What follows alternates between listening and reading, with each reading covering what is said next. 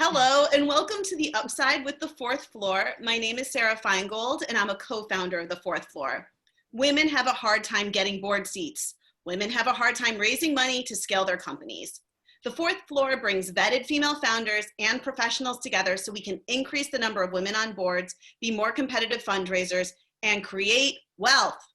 Check out our website, thefourthfloor.co, for more information about membership and events and to join our mailing list. And follow us on LinkedIn. And please comment on our content. It really helps with the algorithm. Today, I'm so excited. We are chatting with Sarah Sommers of IFundWomen as part of our series, The Upside. These are conversations about how a major life crisis or a major crisis in the world, or several of them all at once, can reorder society, and how we as a community can harness and promote the better. And today we are talking about funding and community. So thank you for joining us. And Sarah, I love your name. It's such a great name. Thanks. I'd love you to introduce yourself. You were the best one to tell your story. So tell us about yourself. Yes. Okay. Thank you, Sarah. I'm so happy to be here. And I as well am Sarah, for those who did not hear that yet. I'm Sarah Sommers. I'm the co-founder at IFundWomen. I'm also the creative director here.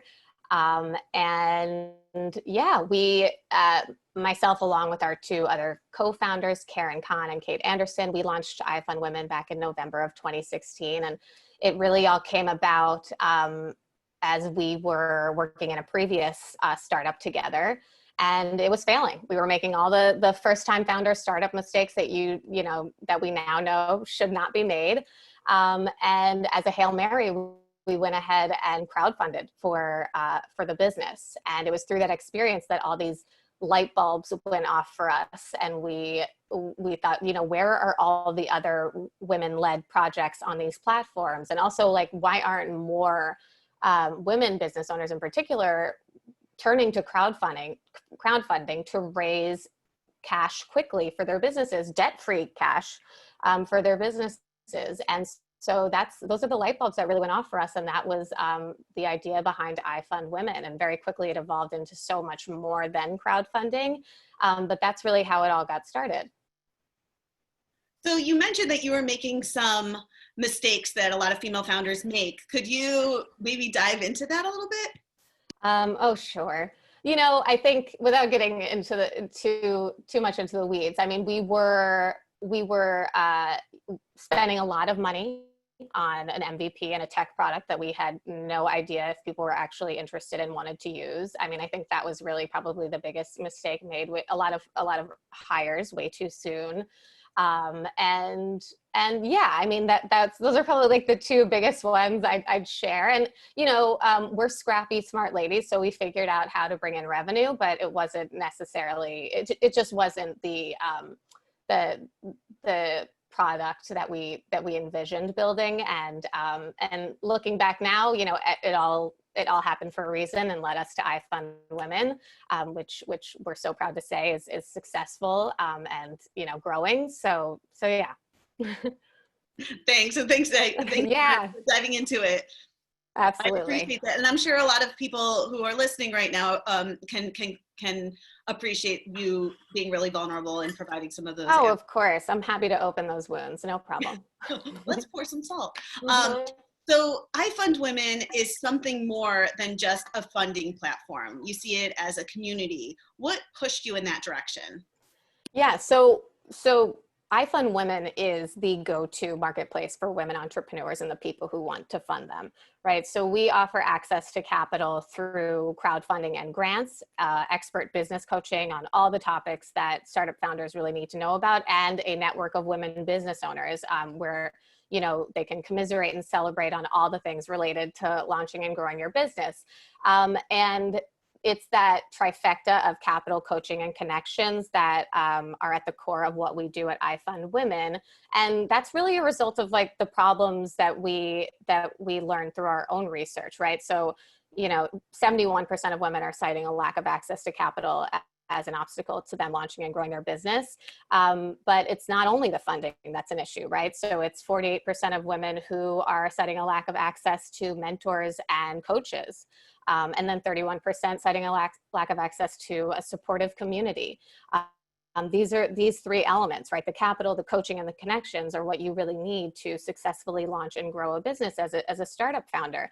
And I'm proud to say that at iFundWomen, the entrepreneurs who are leaned into that, iFundWomen method, between the capital, the coaching and connections, they're raising 27 times more through their crowdfunding campaigns than they would on any other crowdfunding platform. So we're super proud of that. But I think that's a really long-winded way of saying, yes, we are way more than just the crowdfunding, and we know the importance of having that community and the coaching available as well. Just to piggyback on the idea of community, the fourth floor is a community too, and we are thrilled to be able to chat with you and to collaborate. I just wanted to point out for everybody who's listening in right now, I'd love it if you'd put your LinkedIn in the chat, because let's all connect, let's all continue the community. Yes. And also thinking about that, if anyone has questions, we're recording this and we'll post it. But if anyone on the call now has questions, please put it into the chat, because this is your time to ask Sarah to dive into some of these issues. So that being said, so there are a lot of communities being created for women out there. How can these communities work and support each other? Yeah, that's a great, there are so many wonderful communities, and there's room for all of us. I think what's been amazing, especially in these times right now, is the knowledge sharing that's going on between these communities, specifically for women, and even more specifically for women business owners. The Female Founders Collective is a great community of women that we've partnered with in the past and continue to partner with. Ladies Get Paid. The list is really endless. So, it's just a beautiful thing to be able to partner with other communities of women business owners and be able to provide resources and support. That's a very vague, broad answer, but it's the truth. And it's a beautiful thing to just see more and more of these communities being born, and also thankfully pivoting virtually in this time and surviving through the pandemic. Yeah, I think I want to get into that too. How has iFundWomen pivoted? How virtually? What has COVID done to your business? Yeah.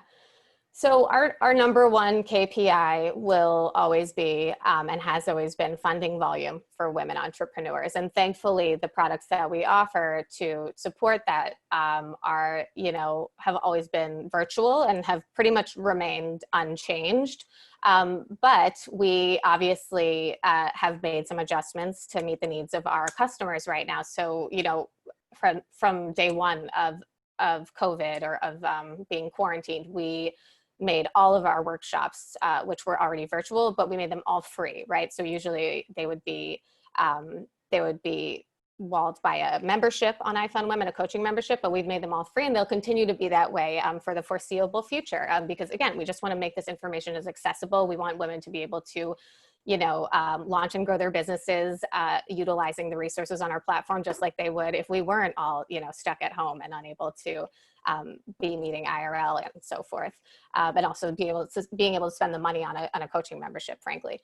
And then beyond that, we also, of course, wanted to do what we can to provide additional funding, support, and relief for women entrepreneurs who are crowdfunding on our platform. So we launched the COVID Relief Grant Program on iFundWomen, which anyone can contribute to on our platform. If you just go to ifundwomen.com/COVID-19, that is where anyone can contribute through either Venmo or PayPal, any amount. And through that pool, we then redistribute those funds back into live campaigns on the site for entrepreneurs who are raising money in response to COVID-19 and pivoting themselves, right? So these are micro grants that we're turning around, just, funding right back into women entrepreneurs on the platform. That's excellent. And I love the idea of, collecting and then redistributing and really, bringing in the wealth and distributing the wealth to really help scale everyone. Yeah. And what's been even more, or equally as exciting is, we we, as I said, offer grants through at IFundWomen, and our brokered grants product on IFundWomen, we broker grants on behalf of, wealthy individuals and brands and organizations. And we were already in beta with this product when COVID hit. So we were already working with brands like Visa, Unilever, Adidas, and so forth. And when COVID hit, we really saw these brands show up and step up in new ways to provide additional funding, roll out additional grant programs, and contribute more grant funding through these programs to more women entrepreneurs. So they were also willing to pivot and add even more money put even more money into the hands of women entrepreneurs, which is really great to see. That's great. I mean, you already had those relationships and they were seeing what you were doing and they were just like writing you some checks, and that's what we need. Yes, writing the checks. Yes. Write those checks. I have some questions in the queue here. I'm going to go through some of them. When is the right time to invest in websites, marketing media, etc.?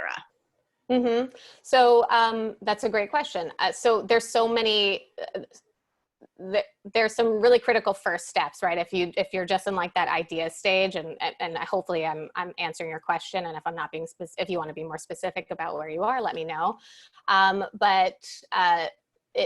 When you have an idea and you're ready to go out there and raise capital, there are some critical things that you need to make sure you have in place before you actually go do that, right? You need to have your pitch honed and ready to go, right? You need to be able to tell people exactly what this is, who you are, the problem you're solving. You want to be able to do that in less than 2 minutes, frankly, in less than like 30 seconds. You also need to have, marketing assets and things that you can use to promote your business. So that means having a high quality pitch video, high quality marketing video, having some branding and an identity for this product or service. And you also need to have your network mapped, right? Make sure that you're going out there raising capital, knowing exactly who you're going out and asking for money from and how much you expect to actually be able to raise from them.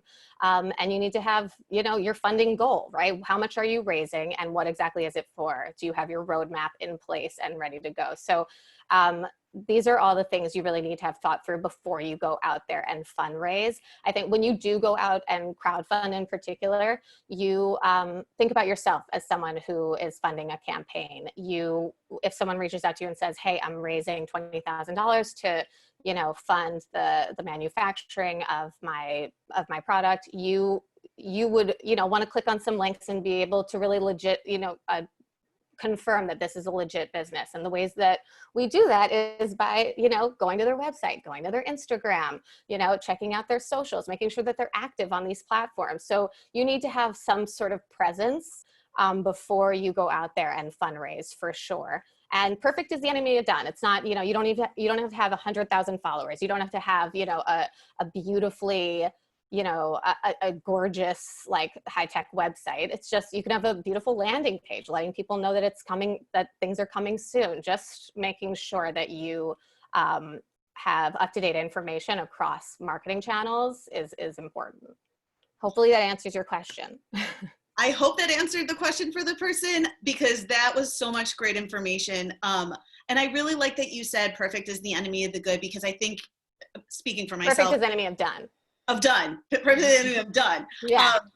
And I feel like there's so many times that I'm just like, of course not, I just need a little, but totally. Just putting it out there and iterating and learning is so important. I think we as women sometimes want to be perfect.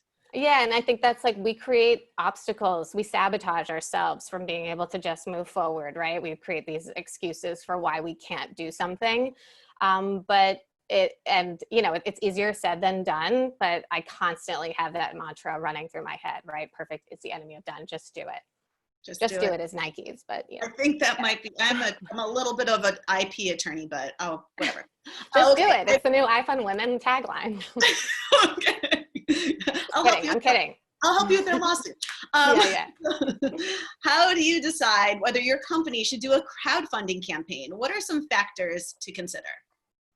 Yeah, that's a great question. So first of all, we firmly believe at IFundWomen that every single entrepreneur should crowdfund as their first stop on their funding journey, right? It is a low risk way to raise debt-free capital for your business. And nothing beats that. We know that only 1% of startups will ever receive VC, and we know that 99% of them are then left to go ahead and go into debt, whether it's credit cards, loans, whatever it may be. So this is the alternative solution that allows you to go out there and really prove demand for your product or service before you invest in supply, all while raising some capital in the process. So all of that to say, crowdfunding really is for everybody, no matter your stage, B2B, B2C, whether you're a nonprofit, a startup, a small business, whatever it is. I see half of a question, but I imagine we'll get to it. And so, but having said all that, when you come to IFundWomen, there's a lot of different entry points for you, depending on where you are. So if you don't have a home pitch, if you don't exactly know what that roadmap looks like for you, if you don't have the creative assets that you need, then you want to look into investing in, some coaching, right? On IFundWomen before you go ahead and raise money, because you want to have a strong foundation before you go out there and crowdfund. And by the way, those elements that you'll work on before you launch a crowdfunding campaign, those map to the basic building blocks of your business anyway, right? Having a perfectly honed pitch, having a marketing strategy, building out your P&L and understanding how you're pricing your products or service. These are all the things that you do in preparation for your campaign. So it's all for the greater good of your health and success as a business owner. So yeah, you may find yourself investing in coaching first. If coaching is not where you need to start, you can access all of the crowdfunding resources that are free to our entrepreneurs before actually launching a campaign. So there's a whole hub of, the IFundWomen Method Playbook, the crowdfunding e-course, all these things that you can do prior to launching, just so you can make sure all the boxes are checked. And then of course, if you need video services, we have a whole creative studio. Where we offer, video production services, page design services, branding packages, and we have a remote video production offering right now, obviously, given what's going on in the world. And we're pretty proud of what we've been able to accomplish and support our entrepreneurs with from afar. But if you're interested in that, we can always help you out and talk about that more. That's great. So you basically send drones to people's houses and they videotape Totally. them? Yeah, they're robots. They're like production robots, and they just hold a camera. Yeah. Cool. Yeah, if you see a drone over your house, it's probably IFundWomen just like creating a solid marketing video for you. Great. I mean, I didn't even ask for it, and there's like a drone out there right now. Thanks for that. Yeah. Privacy, whatever. It's fine. That's a joke. Yes. What is the typical money size range for crowdfunding raise round for a female founder on IFundWomen? Yeah, that's a great question. So we see people raising anywhere from $2,000 to, $500,000. So it really is so dependent on exactly what you specifically are raising money for. And that's why we make sure and encourage every entrepreneur to take advantage of the IFundWomen Method Playbook, download it, go through that process of mapping out your network, making sure that you know exactly, at least as much as you can, right? Estimate how much you can anticipate raising from your network. And the funds that you see that you're able to yield from your own network after going through that network mapping process, you match that up against how much you need to raise to do the thing you need to do, right? If you need to raise $20,000 to produce your next line, but you know that your network is only yielding you about $18,000, now you have this like $2,000 delta that you need to be able to account for. So how are you going to get there? So all of this to say, wide range of what people are raising on IFundWomen, and it's really up to you to do the work ahead of time to make sure that you are able to reach the goal that you set out with. Great. And $500,000, $2,000, $500,000. That's terrific. It's a wide range. I mean, we have people, opening up, physical spaces, right? So, the Kovat is a great example of a co-working space out in Minneapolis for co-founders who were on the verge of opening their first space, and they needed to raise $100K in order to do it. And they went out there and launched their campaign, and through their campaign, they were selling their memberships, right? I think they were like $1,800 a pop or something. And they had just done so much, like they were you know, the perfect student, the exemplary students of crowdfunding, right? They did all the work ahead of time, tons of pre-launch marketing. So by the time they launched, they weren't in that convincing phase anymore. It was now about just like letting people know, okay, your opportunity is here. Go ahead and pick up your membership.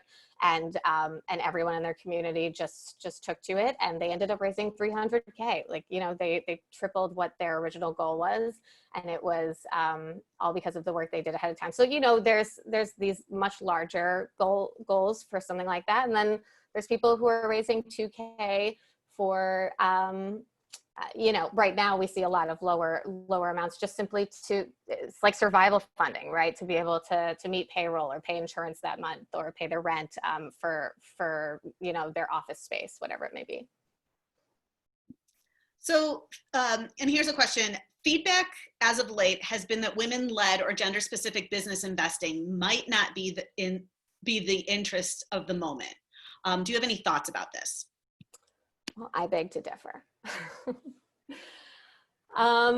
Yeah, that's interesting. I mean, there's so much research out there showing the power of women-led businesses, right? We know that women-led businesses drive 2 times higher the revenue than their male counterparts, which makes them honestly just better investments, right? And a better, and we know that women who are given the resources to run successful businesses are having a greater output on the economy. So it's not only just a great investment, it's great for the economy as well. So, you know, we're certainly on our end not seeing that there is any shying away from wanting to invest in women-owned businesses.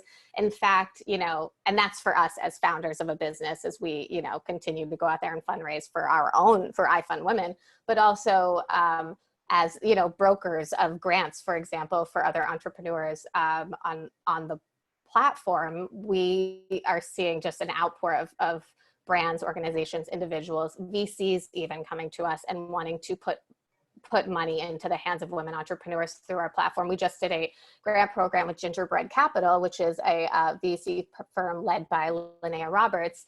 And she came to us and wanted to put $10,000 grants into 25 or she wanted to fund 25 women-led businesses with $10,000 grants. And she wanted these businesses to be small businesses, Main Street businesses that would not otherwise, you know, cross her desk as a VC. But it was important to her to reach these Main Street businesses, especially during this time.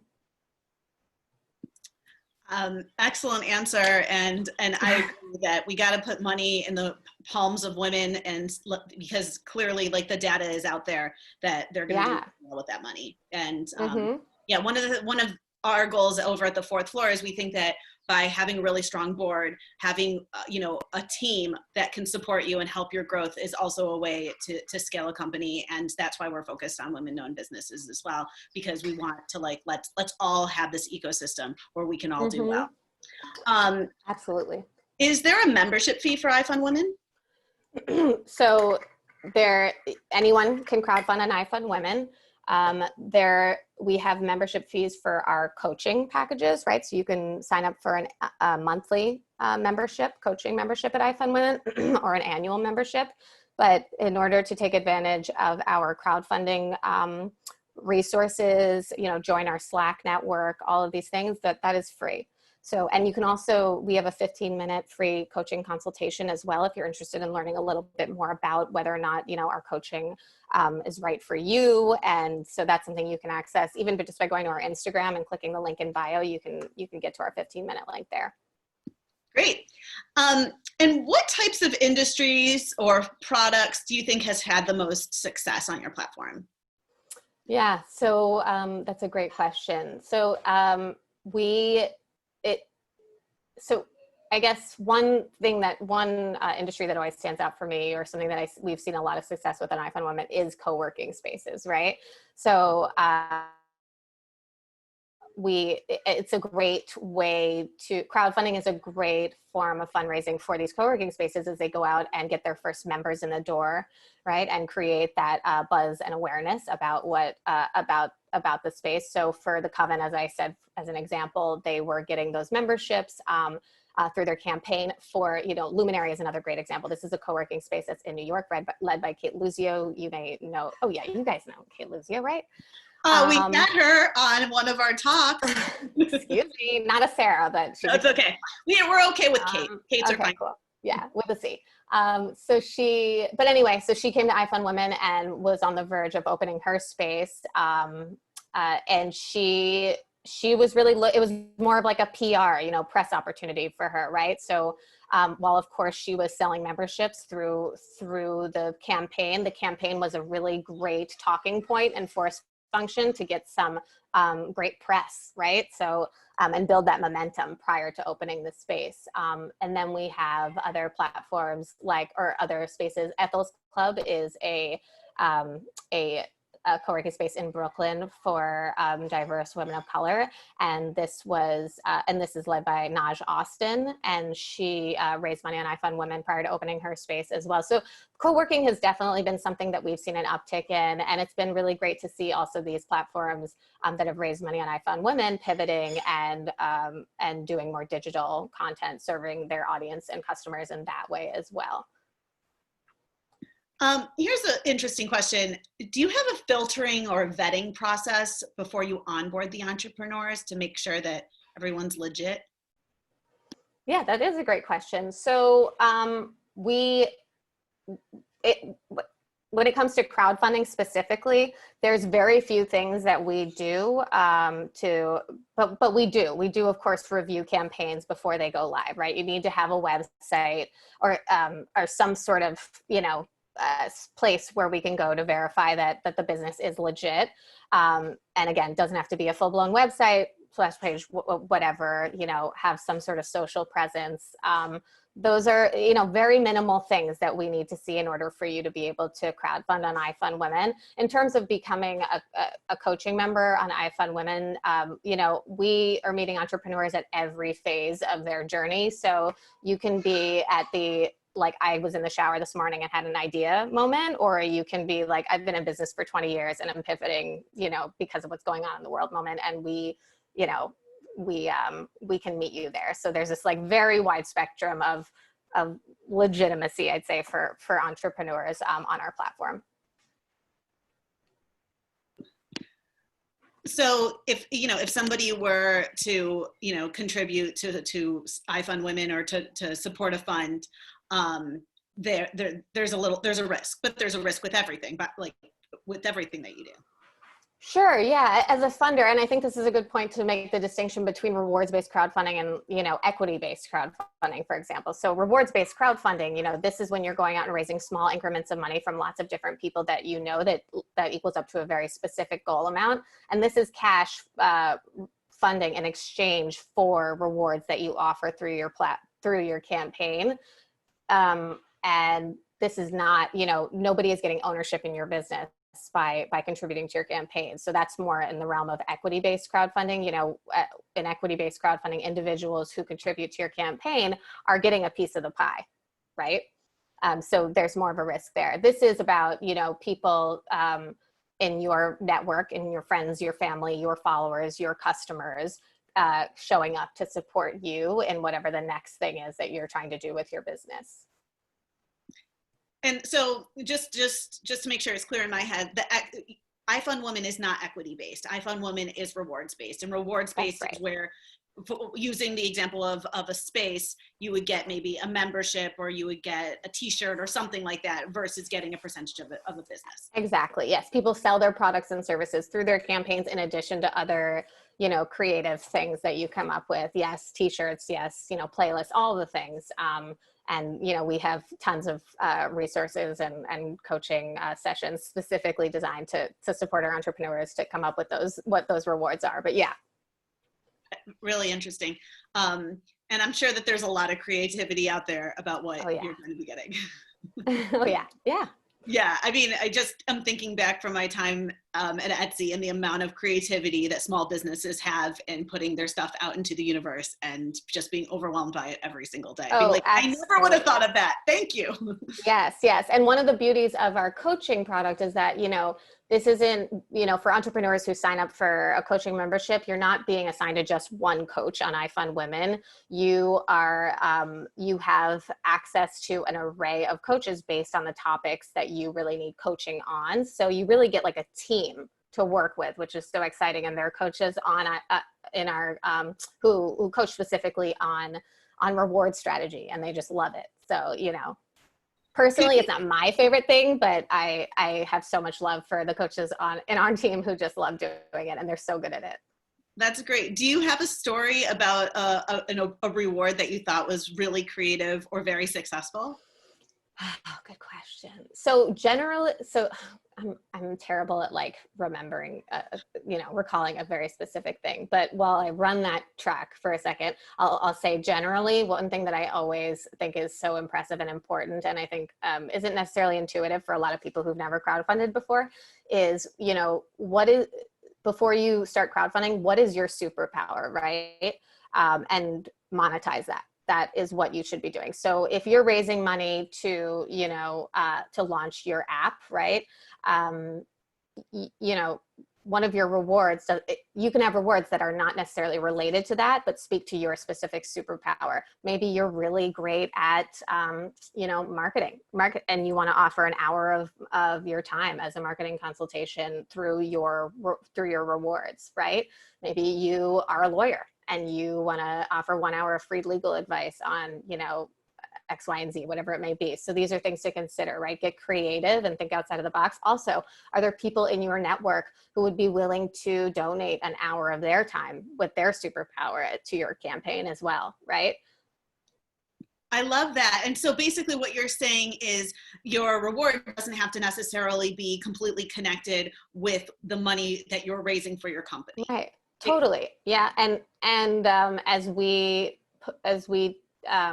suggest through the IFundWomen method playbook and building out your reward strategy with IFundWomen, you want to be offering something for every person in your network, right? So that's going to mean not everybody, in your friends and family and follower bubble is interested or is your target customer, right? So that means that they're not going to want your specific product or service. So what else are you offering through your rewards to meet their needs and, incentivize them to contribute? So I'm not letting you off the hook. Do you have one? Do you have a funny, creative one? I already forgot. I'm like, what's she talking about? Do I have a funny one? I mean, come on. I don't know. More than a t-shirt or a hat. I don't want to hear that. I don't want to hear that. So a great thing that we see people do is playlists, right? So if you are opening up your yoga studio, you might put together a beautifully curated playlist of meditative, calming songs that you love, and that's something you sell as a reward through, for $15 or something like that. And by the way, that speaks to a great part of your reward strategy, which is having some rewards that cost you nothing to produce, are digital and something you can just hand over, whether it's a downloadable resource or a playlist, just a link that they get access to simply by contributing. So it's not funny, but it's creative. I'm sorry. Always looking for the weird. I mean, I want life is weird. I want more weirdness. I know, more weird. It's fine, Sarah. Let's keep going. Maybe by the end of this, I'll come up with like a super weird one. I'm giving you a pass. I'm sure there's something super weird. I'm sure I'll watch this back later and be like, oh, there's like 10 weird ones in my head right now. Your colleagues are going to be like, don't you remember all the weirdness? Like this, and this. Okay. I know. So, okay, let me go back to some of the digress. Yes. I have other questions, but I want to make sure we ask the questions here. Sure, yeah, absolutely. Does your playbook contain a checklist of the minimum viable artifacts and marketing content required for go-to market for a successful campaign? So say that one more time? Does the playbook contain a checklist of the minimum viable artifacts and marketing content required for a go-to-market or a successful campaign? Yeah, so we have something called we consider it like our accountability tracker. So it's a tab in the playbook that's dedicated to giving you something to do every single day of your campaign, right? And this may not directly be answering your question, but it's something that just keeps you fresh every single day of your campaign, making sure that you are doing something related to reaching your campaign goal throughout those 30 to 45 days. And that's critical, right? This becomes like your second or third full-time job, depending on, what else is going on in your life. So, you really have to be dedicated to making this a priority as long as your campaign is published. It's just, there are no magical money elves just waiting to like sprinkle money on your campaign. You have to be out there doing the work. And then of course, we provide all sorts of marketing tools and resources to really make sure that you're set up for success. So we have audience messaging worksheets where you're really thinking through each segment of your audience and thinking about exactly how you're going to speak to them, what exactly they will want in exchange for contributing to your campaign. The way you reach out to like your uncle, Bob, is going to be different than, one of your current customers. So what's that messaging and how is it differentiated?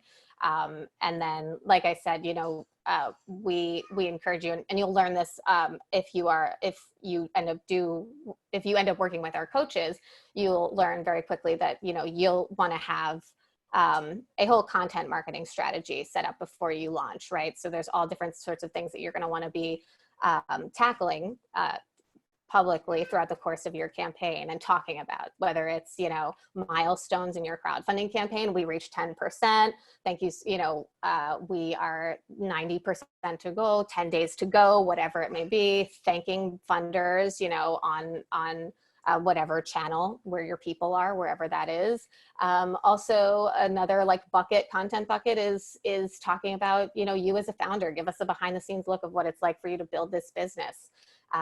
Giving people creating a real dynamic view of who you are as a founder. And of course, like I said earlier, it's so valuable to have a high quality video for your business, not only to be able to, tell the story and you use it to promote your business, but you can also slice that up and use little clips of it throughout your campaign and share that, as a piece of content or as different pieces of content throughout the course of your campaign.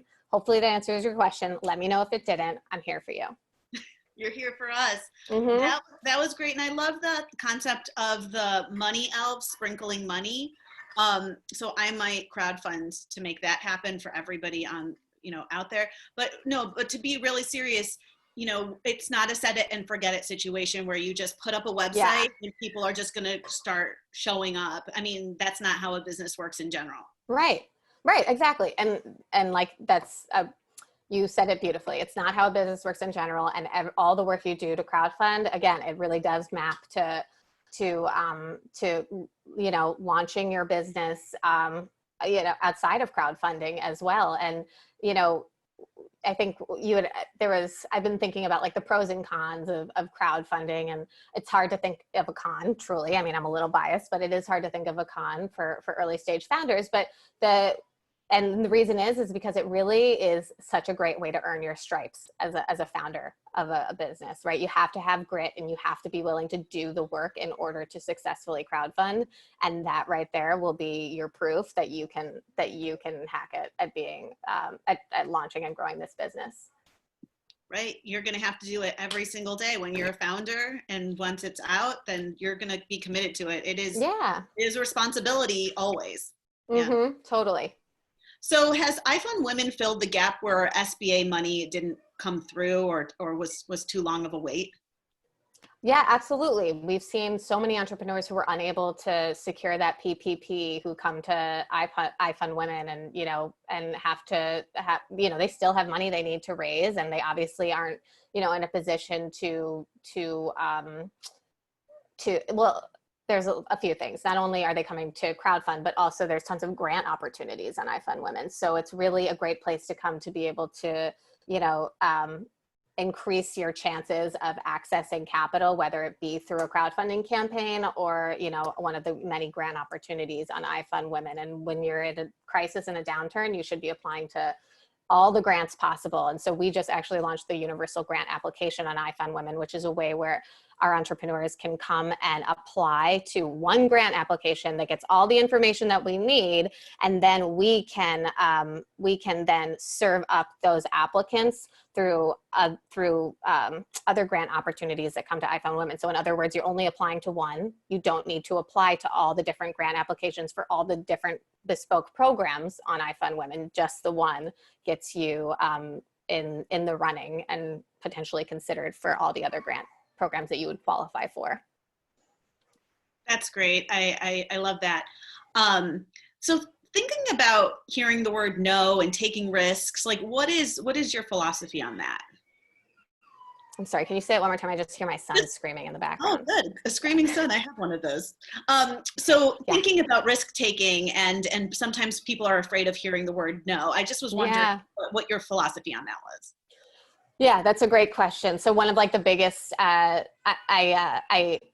tend to lead a coaching session specifically on startup founder therapy, right? So many of those calls specifically are with founders who are like just simply afraid to make the ask, right? They don't want to hear no, they're afraid of the rejection, and that's totally fair. And I think we as women are a lot more cautious about approaching anything if there is a heightened fear of not being able to do it right or being rejected. And the fact of the matter is, you have to get over it. You have to practice pitching and making the ask until you truly feel no feelings anymore. And you're just like a numb fundraising robot and you're out there just throwing it at the wall. And once you get to that point, that is when you really will succeed. I promise. So you have to take the feeling out of it. And I know that's so much easier said than done, but what makes it easier is the practice. So like practice on anybody who's willing to listen to you, and practice on a wall, a plant, your cat, your dog, like your toddler, whatever it is. And also real humans would be good too. Get feedback, listen, test, learn, and iterate what is working and what is not. And just think of it as like this own little, it's a science project, it's an experiment, and you're just trying to figure out the right formula, the right solution that will get you to where you need to go. So be a robot, but don't wait for the elves, is what I'm hearing. Yes, exactly. Oh God. I love it. So just a question about IFundWomen companies and, what they've done with their IFundWomen money that they have rightfully earned. No elves gave it to them, and they earned it by being a robot. How many of them have gone on to raise more money, like a Series A, or been in contact with a VC? Like, do you have any stats around that? Yeah. So while I can't get into like specifics, we can say that we've recently run the numbers on this, and 32% of our IFundWomen alum go on to raise follow-on capital, whether that is, securing their SBA loans or going on to raise a seed or Series A. That is a statistic we're super proud of. Congratulations. That is an amazing statistic. I mean, statistic. And what's exciting about that is in 2019, I think 2.7% of VC dollars went to women-owned businesses. And, on IFundWomen, we have 32% going on to raise follow-on capital after crowdfunding. So, those who successfully fund, that's the momentum they really need to go on and continue to build a strong business. And they have now proof of concept, and they've proven demand for what they're building. So, and obviously VCs love to see that. So it is a legit way, a legit round of funding for your business in those earlier stages. It really helps with bootstrapping, it sounds like. Absolutely. That can only, take you so far. Right. And what is your definition of Series A? So that's a good question. So Series A, I mean, typically I'd say amount, you're raising anywhere from potentially $2 to $5 million. This is you've now proven demand, and you are ready to scale. Having proven demand is critical, right, for your product or service at that point before you go out and raise a Series A. This has been amazing. What is your best piece of business advice you've ever received? So, I mean, there's a few. Don't go it alone is one that is truly that it speaks to. It's advice that I've personally received, and I'm lucky enough to have two co-founders, and it's something we always tell our women entrepreneurs, and it's frankly the reason behind our behind IFundWomen and our coaching and community on IFundWomen. So, you know, being a solo founder is hard and it's brutal, and you really shouldn't have to go it alone. And there's no expectation that you as a first-time founder know what you're doing, right? You've never worn all of these hats before. So you should have no shame in asking the questions and seeking out the support you need in order to become an expert or become more skilled at all the things that founders need to be skilled at. And in fact, not only should you not be ashamed, but you should actively be investing in making yourself a stronger, more educated founder across all these topics. So, you know, and our coaching platform is a great place to do that. We coach on everything from, you know, everyday business coaching to building your MVP to setting up your Google Analytics, honing your pitch, you know, all the things. So definitely check that out to see how we can help. Right. No, I think that that's excellent. And don't go it alone is a terrific motto, because it can be so lonely to be a founder and to just doubt yourself left and right. And having a group of individuals who are committed to your success is a wonderful thing to have. And also who can give you real feedback to help. Feedback. Right. Right. And that's a great point. Like, it's real feedback. It's not telling you what to do. You need to be, you know, as a leader, you need to be the one making the decisions about what you are going to do. That is something, that's another piece of advice. I think that might be like a Sheryl Sandberg quote or something, but it's something about, you know, you can't be a leader if you are waiting for someone to tell you exactly what to do. So it's about you having, you know, the ideas, following your instincts, and then getting the support and guidance from mentors and coaches to help guide you in the right direction. I was talking with a female founder a little while ago, and she was saying that she has an advisory board, and she goes to them with a bunch of ideas of how she wants to move forward. And what she really likes from her advisory board is they keep pointing her to her mission, and they help make sure that she stays aligned with that. And that's the reason why they signed on, because it can be so easy to get distracted by the next shiny thing, or something that feels comfortable, or something that feels trendy, when really you gotta make sure you stay approximately the path and have people helping you to do that. Right. That sounds great. Yeah, having supportive, honest feedback is critical. Mm-hmm. So thank you so much for joining us. I have one final question before we all say goodbye. And I appreciate all of this and everything that you've done for humankind and womankind and moneykind. Let's all get richer. We have been talking about the upside, and that has inspired our conversation series about how these major crises can reorder society and harness and promote the better. What do you see as the upside?